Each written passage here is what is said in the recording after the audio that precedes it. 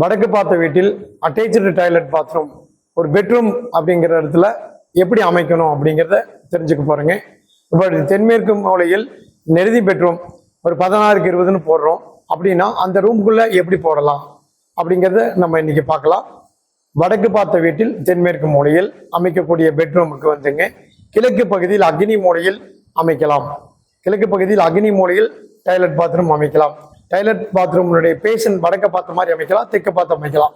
அந்த மாதிரி அமைப்பு சாலை சிறந்ததுங்க.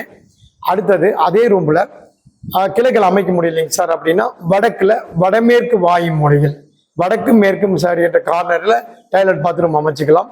ஈசானி மூலையில் வடக்கு பார்த்த மாதிரியே பெட்ரூமுக்கு கதவு இருந்தாலும் கிழக்கு பார்த்த மாதிரி இருந்தாலும் வடமேற்கு வாயு மூலையில் இல்லைங்க 16க்கு 16 ஃபுல்லாக மறைச்சிட்டு 50% நாங்கள் வந்து கொஞ்சம் ட்ரெஸ்ஸிங் எல்லாம் பண்ணிட்டு உள்ளுக்குள்ள இருந்து நம்ம கண்ணாடி டோர் வச்சு அமைச்சிக்கலாம். வடமேற்கு வாயு மூலையிலன்னா அப்படியே அமைச்சிக்கலாம்.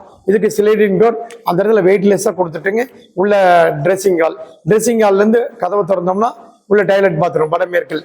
அங்கே டாய்லெட் பேஷன் வந்து எப்படி அமைக்கணும்னா தெற்கு முகமாகவோ வடக்கு முகமாகவோ அமைப்பது சாலை சிறந்தது. இந்த அமைப்பை அனைத்து ரூமுகளில் செய்ய வேண்டும். அட்டேச்சு டாய்லெட் பாத்ரூம் இவ்வாறு வருவது சாலை சிறந்தது. நன்றி.